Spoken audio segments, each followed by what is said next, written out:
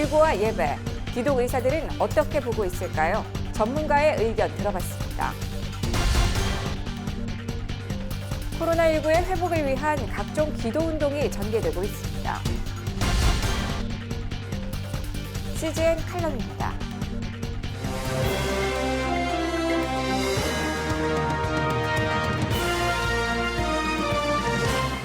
안녕하십니까. CGN 투데이입니다. 연일 이어지는 코로나19 사태 관련 소식들 특집으로 전해드립니다.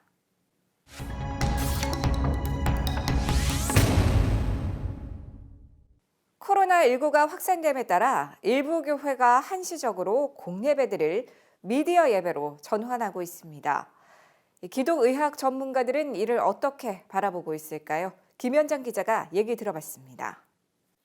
코로나19로 인해 연일 입에 오르내리며 회자되고 있는 곳이 교회와 예배입니다. 어떤 연관성이 있을까요? 이에 대해 먼저 물었습니다. 코로나19 확산이 특별히 더 교회 예배랑 관련이 되었다기보다는 질병 자체의 어떤 특성과 아까 말씀드린 환경적인 요인에 의해서 이런 집단 감염이 더 교회에서 잘 생기는 것으로 보입니다. 많은 사람들이 비좁게 모여 있는 상황에서 감염자가 기침이나 또 이제 큰 찬양이나 통성기도 등을 통해서 장시간 이렇게 지속하게 되면 이번과 같이 많은 2차 감염을 유발할 가능성이 있습니다.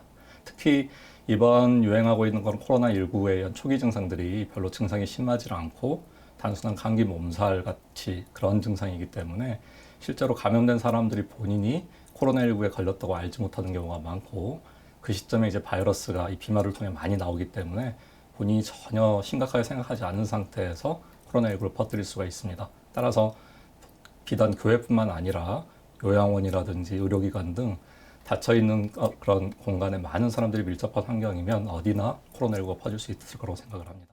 많은 공예배가 미디어 예배로 전환되고 있는 것에 대한 기독의학 전문가로서의 소견이 어떠한지도 질문했습니다.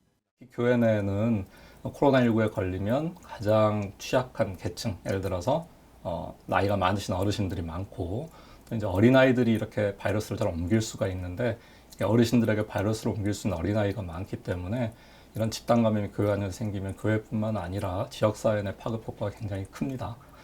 교회 내 예배와 모임을 중단하는 것이 사실은 저희 이제 기독교인들에게 굉장히 쉽지 않은 결정이지만 이제 성도들과 우리 국민들의 안전을 지키기 위해서 현재 국가적 위기를 극복하기 위해서는 국가 시책에 적극 협조하고 힘을 보태는 것이 바람직할 것 같습니다. 기본적인 예방수칙 외에 많은 사람들이 궁금해야 하는 알쏭달쏭 예방수칙들에 대한 답도 들어봤습니다.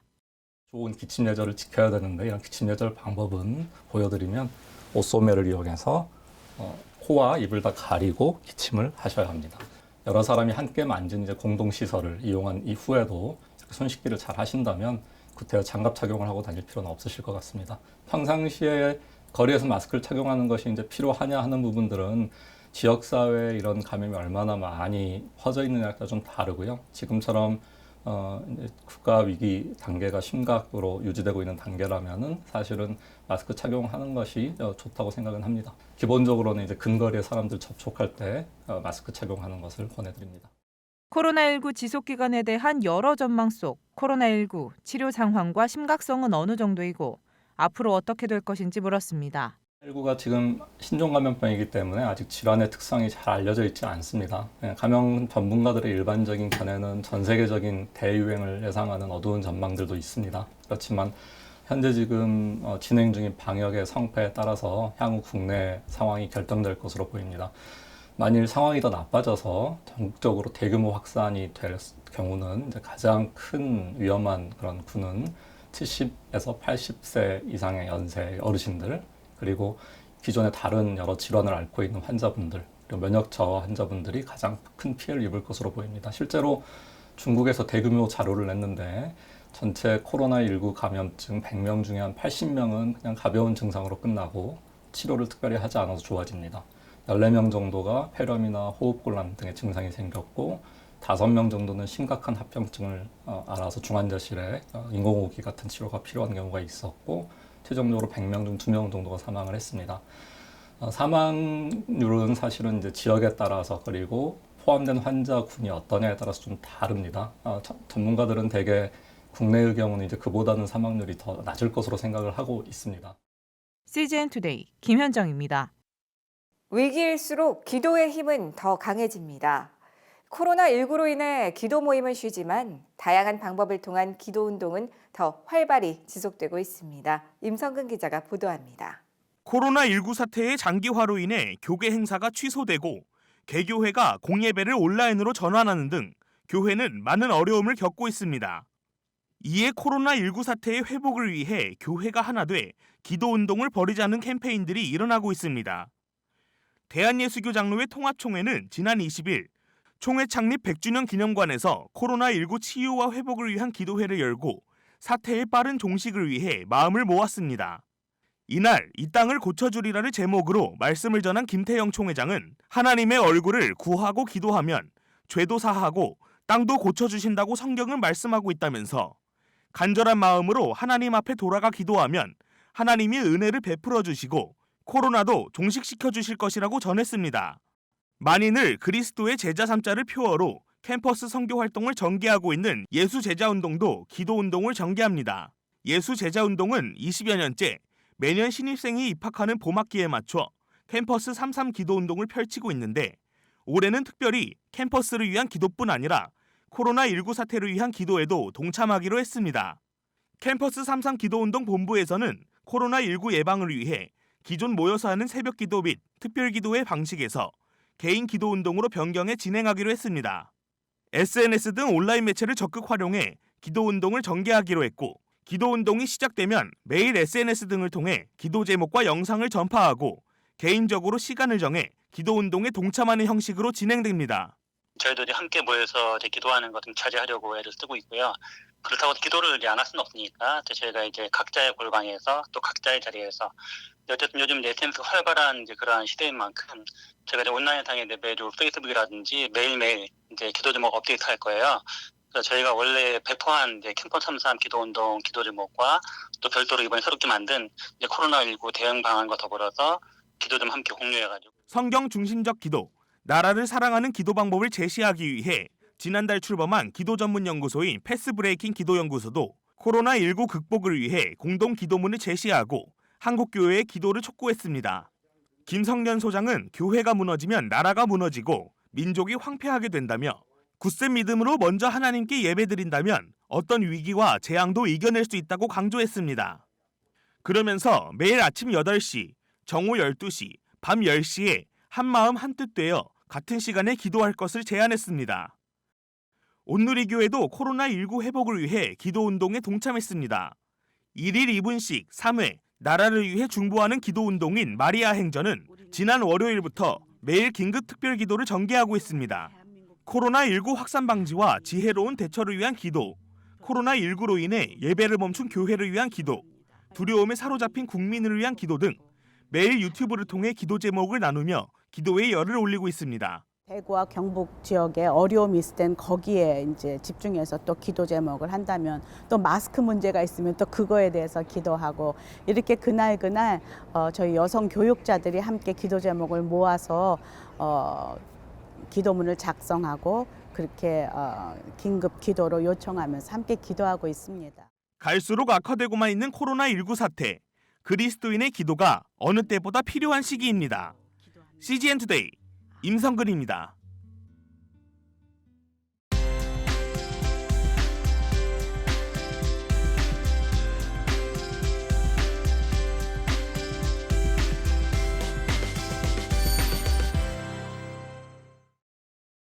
안녕하십니까 여러분. 메디플렉스 감염센터 센터장 전진학입니다. 지금 우리가 당하고 있는 코로나 신종 감염에 대해서 잠깐 주의사항, 그다음에 여러분의 안전을 위해서 어떻게 하면은 가족, 친지, 기타 모든 사람의 안전을 도모할 수 있는지를 잠깐 설명해 드리겠습니다. 첫째, 아시다시피 아직도 외국의 한 30여 개 국가가 감염을 보고하고 있기 때문에 그런 나라들은 피하시는 게 제일 중요하고 그중에도 특히 인접 국가인 중국, 홍콩, 마카오, 일본을 피하셔야 됩니다. 오늘 그래서 이제 그 바이러스를 어떻게 하면은 감염을 막을까를 몇 가지 간단한 걸 설명하겠습니다. 여행 외에 제일 중요한 거는 여기 보시다시피 알코올 제제인데요. 이제 62%에서 70%의 알코올이 있고 거기에 이제 손을 보호하는 게 들어가 있습니다. 그러니까 어떤 분은 손이 망가질까 봐 안 닦으시는데 전혀 걱정하실 필요 없고 어떻게 보면 이 제재들이 비누와 물보다 더 안전합니다, 손에서. 그래가지고 여기 보시다시피 이제 펌프가 있거든요. 펌프를 충분히 해가지고 한 3, 4cc 우선은 손에다가 다 바른 다음에 특히 제일 중요한 게 엄지손가락과 두 번째 손가락 사이, 손가락 사이를 한 다음에 완전히 하시고 특히 우리가 잊어버리기 쉬운 부분이 이 손목입니다. 손목이 짧은 옷을 입으면 특히 손목까지 한 다음에 한 30초 내지 40초를 소비하는 게 가장 좋다고 생각하고 있습니다. 그 다음에 하실 게 이제 이 여러 가지 마스크가 있는데 제가 간단히 두 가지 마스크를 설명을 드리겠습니다. 이게 이제 시중에서 쉽게 구하실 수 있는 소위 치과용 마스크 또는 시술용 마스크인데 이걸 시술용 마스크라고 합니다. 보시다시피 색깔이 되게 다르고 한쪽에는 철사가 들어가 있어가지고 이거를 코에다 해서 누르게 되어 있습니다. 어떤 분은 보시면 이걸 거꾸로 쓰는 경우도 있고 이렇게 바로 쓰지 않는데 항상 쇠가 있는 게 코를 가가지고 코를 누르시게 되고 제일 중요한 거는 이 목 귀하고 해가지고 얼굴 이 아랫부분이 노출 안 되게 해서 꼭 누르시고 잡아다니시고 누르고 해서 그다음에 숨을 흡기 해가지고 이게 빨려 들어가는 정도가 되면 됩니다. 그다음에 또 주의하셔야 될 게 이 마스크의 수명은 젖으면 없어집니다. 어떤 분 보면 이걸 두고두고 하루 이틀 일주일씩 쓰는데 그건 절대로 안 되고 요즘에 물론 가격이 올라갔지만 젖으면은 말리셔서 쓸 수 있지만 이걸 하루 이상은 쓰면 안 됩니다. 특히 일주일 동안은 안 되겠죠.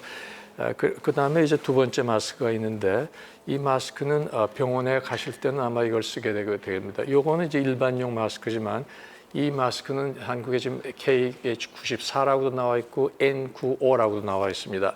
이 마스크는 특별한 작용이 뭐냐 하면 0.3 미크론의 입자, 거의 바이러스와 비슷한 입자도 95%를 걸려줍니다. 이것도 마찬가지로 쓰실 때 잘 써야 되고 젖으면은 효력이 없어지기 때문에 그 점을 주의하시고 이 마스크는 우리가 이제 맞춤이라고 그래요. 제가 말씀드리겠지만 얼굴에 이렇게 쓰고서